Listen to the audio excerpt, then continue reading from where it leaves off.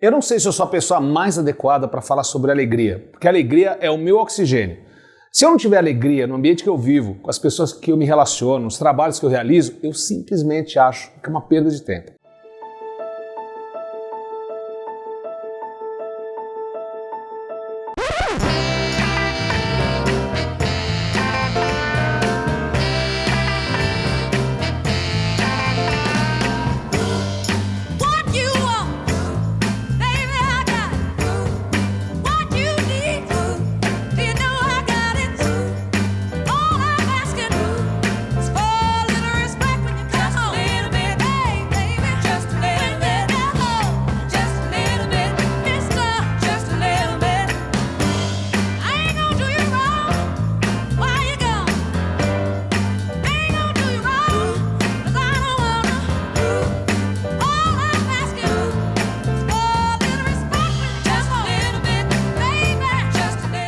A alegria ela é considerada uma das 4 emoções básicas dos seres humanos, que na verdade a gente tem contato com elas até mesmo antes da gente nascer, na barriga da nossa mãe. Agora, quando a ciência fala que existe raiva, medo, tristeza e alegria, eu fico aqui pensando, por que 3 emoções desagradáveis e apenas uma agradável, que deixa a gente numa vibração bacana? E aí logo me vem uma resposta aqui na minha cabeça. É porque ela é mais forte. Tanto que eu sou prova viva de que quando você está muito alegre, se vem uma força de medo, tristeza ou de raiva, tem que ser muito intensa para conseguir me tirar do prumo. Então a alegria ela é a força vital do ser humano. E quando eu digo isso, não é porque eu sou romântico, é porque a frequência vibracional que acontece no nosso corpo quando a gente está em estado de alegria, ela é muito elevada. Repara só, eu vou começar a falar dessas 4 emoções. Vamos começar pelo medo, tá? Medo que todo mundo tem. Quando você está com medo, o corpo fica em estado de tensão, o coração começa a bater mais rápido. Isso porque, falando cientificamente, tem uma liberação muito forte de adrenalina. E aí o coração fica batendo mais rápido e a respiração ela começa a ficar encurtada para conseguir oxigenar mais rápido os alvéolos aqui dos pulmões. E é por isso que a respiração fica quase ofegante. Quando a gente está com medo, a gente começa a ficar quase sem respiração. Aí a tua pressão arterial aumenta, teu corpo fica pronto para ter um movimento de explosão, como se você fosse um corredor olímpico esperando aquele sinal para sair correndo. Na situação de medo, todos os seus sentidos eles são recrutados para você ficar vivo. Então com essa movimentação de sangue pulsando rápido, os músculos recrutando sangue para ficar pronto para sair para a luta ou para a fuga, você fica num estado aterrorizante. Agora, essa escolha de enfrentar o medo, no sentido de luta ou de fuga, é algo que vai ser decidido em milésimos de segundos. Dependendo daquela análise rápida que está ali na sua frente. Tem pessoas que quando elas se sentem ameaçadas por outra pessoa, elas começam a avaliar se a pessoa tem algo na mão que possa machucá-la, com uma faca, um revólver, começa a olhar se tem alguma porta de saída. E aí é que ela toma uma decisão, se ela vai lutar ou se ela vai fugir. Só que essa reação, ela acontece de um jeito que às vezes te congela. Quando a pessoa toma um choque porque ela se assusta com alguma coisa, ela não consegue se mexer. Aí ela entra em choque e fica catatônica. Fica aquele olhão arregalado, fica tudo duro e elas não conseguem nem sair. E de vez em quando a pessoa desmaia. Agora, isso acontece com muitos mamíferos, porque eu acho que o inseto, ele não congela, né? Imagina se uma mosca está assustada em pleno voo, puf, ela cai. Então, olha só quanta coisa acontece quando a pessoa está com medo. E todo esse recrutamento de energia é muito importante para que você possa realmente se salvar e manter a sua vida intacta diante da ameaça. É por isso que o medo não tem que ser descartado da vida de ninguém. Ele tem que ser compreendido, ele tem que ser aceito e principalmente você tem que saber que quando ele aparece, né, ele aparece porque é para te salvar de um grande perigo. Você pode se salvar por conta do seu medo. Agora vamos falar de raiva. A raiva é um estímulo que ela vem de uma forma muito parecida com o medo, só que com uma carga maior de estímulo para a luta. Ou seja, toda pessoa animal que vai enfrentar um outro, ela também tem uma vibração de medo, mas por algum motivo o estímulo para a luta fica mais presente. Quando começa a nascer a raiva, ela recruta ainda mais a pulsação cardíaca, o pulmão e muita força de explosão nos músculos, porque daqui a pouco vai começar uma luta de vida ou morte. E ainda é um mistério saber por qual motivo que os animais e os seres humanos, quando eles lutam, por que eles param em determinado momento de lutar? Ou lutam até matar o seu oponente. Eu não sei se você já viu cachorro brigando, touro lutando, aqueles bodes se cabeceando, ou mesmo uma pessoa brigando, que eu particularmente não gosto. O fato é que raiva é despertada por diversos motivos, e eles vêm em ondas, pode aumentar e diminuir dependendo como a luta caminha. Antigamente essa raiva ela surgia quando existia uma invasão territorial, que até hoje a gente vê na humanidade, né? A luta pelo espaço. Então, isso está diretamente ligado à questão da sobrevivência. Porque se naquele espaço onde você obtém seu alimento, onde você está com a tua família, onde aquilo te permite sobreviver, se aparece um desconhecido e simplesmente invade o espaço para tomar as coisas que são suas, o primeiro instinto que você vai ter é de impedir. E se for necessário, você vai lutar. Até o ponto que esse oponente ele vai embora. Ou se a ameaça for muito grande, até você aniquilar o invasor.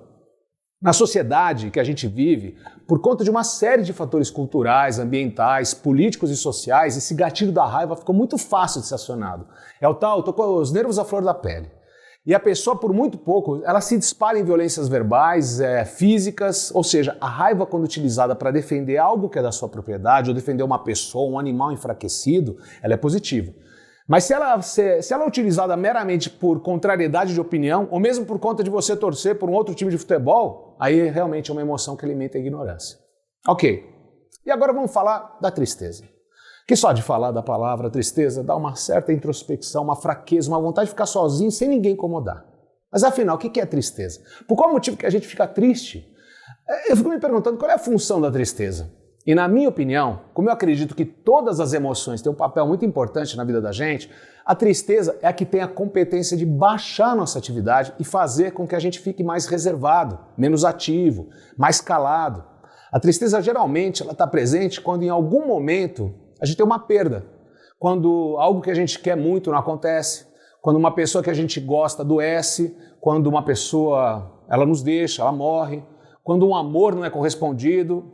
Então eu acho que a gente pode também dizer que quando a gente não ganha na Mega Sena, dá uma tristeza danada.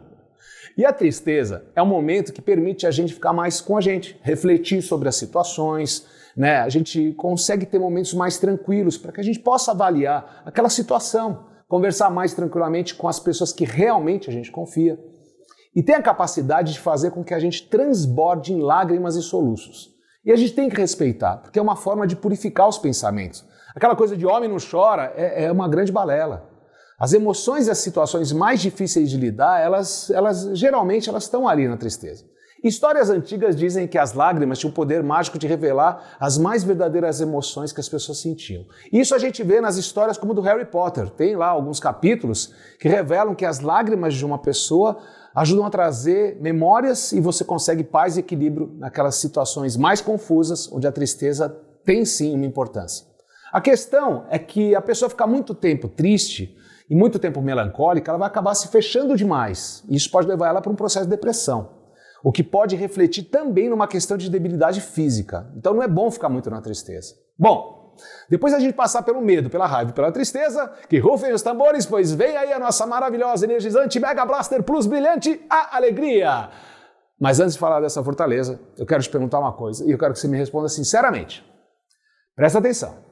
Você conhece alguma pessoa que consegue conviver bem com as pessoas, que consegue cuidar e acolher de forma intensa, ter momentos de paz e tranquilidade e se movimentar para criar coisas legais que possam beneficiar as outras pessoas quando ela está com medo?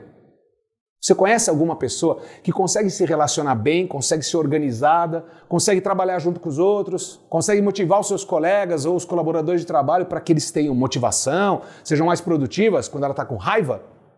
E você conhece alguma pessoa que consegue tomar decisões importantes para liderar pessoas com criatividade, para criar um projeto incrível e ajudar outras pessoas, inspirando elas para obterem resultados excelentes se ela estiver triste? Então, eu arrisco dizer, meu amigo, minha amiga, que a sua resposta para essas 3 perguntas é a mesma. Um gigante não. Eu já passei dos 50 anos e tive muita experiência de medo, de raiva, de tristeza, mas aquelas que eu mais tenho comigo e que eu gosto de lembrar são as experiências de alegria. A alegria é o que te transforma numa pessoa super atraente, super magnética, super desejada, super amada, super consciente, super presente. A alegria tem o poder de transformar e transmutar todas essas outras emoções de uma maneira incrível para que você e qualquer pessoa fique bem. E eu aposto que você vai querer usar isso que eu vou te contar agora e não vai nem precisar anotar. Presta sua atenção. Imagina uma pessoa que está com muita raiva.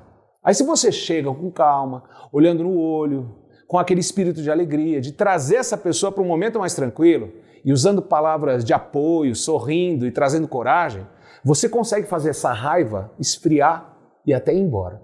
Eu me lembro uma vez que o Paulo, um amigo meu, ele estava muito bravo. Pensa num cara com muita raiva. Ele tinha levado o carro no mecânico e disseram que o carro ia ficar pronto na sexta-feira. E ele já estava se programando há muito tempo para viajar no final de semana com a namorada. Só que não foi isso que aconteceu. Porque adivinha, o carro não ficou pronto. E o Paulo tinha todos os motivos para ficar com raiva. E nem era culpa do mecânico. Era uma peça que faltava lá para o carro e o fornecedor ele só ia conseguir trazer na segunda-feira.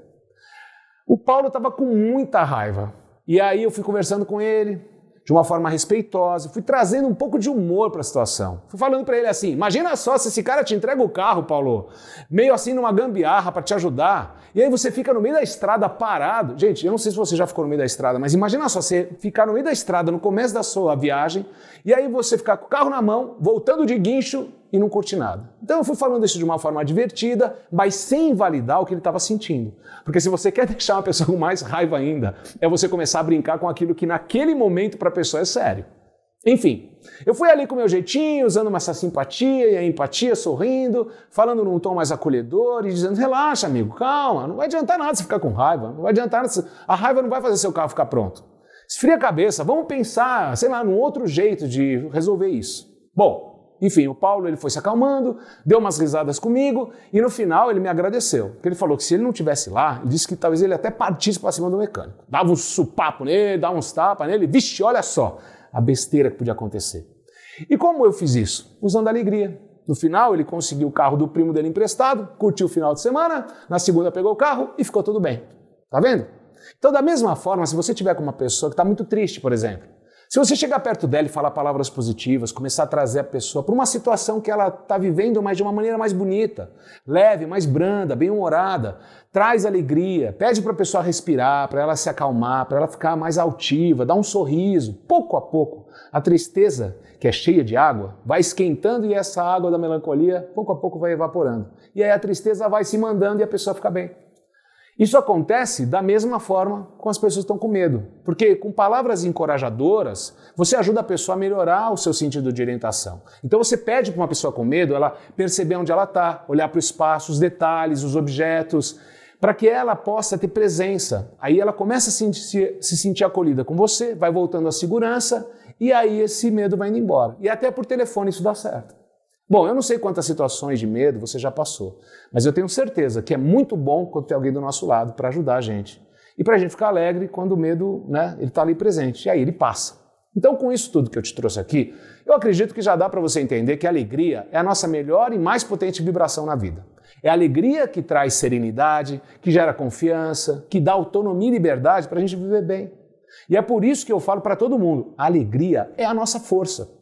Pode reparar que toda pessoa que está em estado de alegria, ela está sorrindo, é uma pessoa que rapidamente se conecta, ela se engaja rapidamente com as pessoas, é uma pessoa pronta para ajudar o próximo. Um homem e uma mulher em alegria são muito mais fortes. Na verdade, todas as pessoas, quando estão em estado de alegria, elas têm mais força. Todos os sentidos que a gente tem ficam iluminados, presentes. E é isso que eu queria falar. O estado de alegria é o estado de maior presença do ser humano. E sabe como é que eu descobri isso? Da próxima vez que você estiver dando boas risadas em alegria, percebe se você consegue pensar em alguma outra coisa enquanto você está dando as risadas. É praticamente impossível pensar em alguma coisa enquanto você está rindo, enquanto você está gargalhando. Esse é o momento de maior presença que você pode ter na sua vida. E presença é o que mais a gente precisa para a gente fazer com que as coisas caminhem da melhor maneira possível na vida da gente. Começa a reparar nos lugares que você frequenta. Se você for no restaurante, o garçom ou o maître, ou quem quer que seja que te atender, venha com um sorriso, com simpatia, com atenção, ela vai provocar em você uma alegria e você vai voltar outras vezes lá. Porque comida gostosa e saborosa, vamos falar, tem em muito lugar. Mas atendimento com alegria não é em todo mundo, não é em todo lugar que tem não. E você sabe disso. Agora repara quando você for viajar, por exemplo, você vai para um hotel. Se as pessoas desde a hora que você chega te atendem bem, de forma acolhedora, sorrindo, percebendo o que elas podem fazer de melhor para o seu tempo de estadia ser delicioso, você vai recomendar esse hotel para todos os seus amigos. E quando você estiver alegre, os lugares vão ficar mais bonitos. Você não vai ficar colocando tanto defeito, você não vai ficar criticando, você só vai ver coisas diferentes e positivas. Quando você viaja com os amigos, é bom você escolher os que são mais alegres, porque senão é aquela verdadeira mala sem alça que vem com você. Então, para a viagem ser bacana, procure pessoas legais. E por quê? Porque se acontece alguma coisa no meio do caminho, fura um pneu, alguma coisa que você não está esperando, você consegue lidar isso de forma mais criativa. Enquanto que se a pessoa está triste, com medo ou raiva, aquela pessoa que está sempre achando problema, acontece uma coisinha pequenininha, vem uma lente de aumento enorme e aquele probleminha que podia ser resolvido de uma maneira bem simples, vira uma coisa quase impossível de ser resolvida. Sem contar que a pessoa fica reclamando e ninguém merece reclamar, né? Então, já foi comprovado cientificamente que as pessoas, quando elas estão em alegria, o sentido de autopreservação da pessoa, que é o seu estado de alerta para alguma coisa que possa acontecer, isso daí fica bem baixo e isso evita você ter ansiedade ou medo. Uma prova disso é quando você vai para uma cidade interior que é tranquila e você anda na rua e você vê o pessoal estacionando o carro, deixando o vidro do carro aberto, às vezes até com a chave no contato. Aí o cara sai, vai lá falar com o cara do bar ou ele entra lá para tomar um café e tudo bem. Experimenta fazer isso em São Paulo, Rio de Janeiro ou numa grande capital. Se você deixar o seu carro com o vidro aberto e mais ainda com a chave no contato e vai lá dar um pulinho no café ou vai numa farmácia comprar alguma coisa, a probabilidade de você voltar e não achar o seu carro é bem maior, concorda? Ou seja, quando a alegria está presente nos ambientes, ela naturalmente faz crescer a confiança. E quando tem confiança no ambiente, a gente tem mais segurança. E quando a gente tem mais segurança, o que acontece? A gente não precisa ficar se protegendo de emoções negativas. É essa confiança que faz com que a gente possa viver a vida de uma forma mais serena, mais tranquila e com mais liberdade de ir e vir. E principalmente ter autonomia para você ser dono dos seus passos e das suas decisões. O bacana da alegria é que ela pode estar em todos os nossos ambientes. E um deles que precisa ser muito cultivado é no trabalho. É nas relações que a gente tem com as pessoas com que a gente trabalha. Só para você saber, existem várias pesquisas e uma mundial que mostra que mais de 75% das pessoas não gostam do ambiente do trabalho.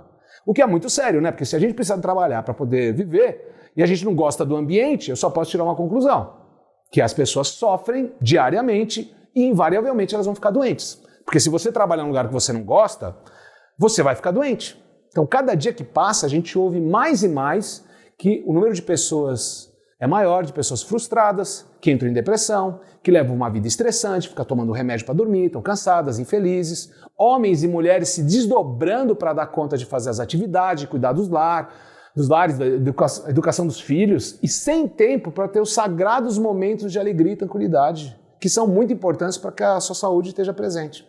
Mas eu tenho fé que em breve os gestores de empresas eles vão perceber que é necessário investir na alegria das pessoas que trocam o seu tempo para o sonho da grande corporação.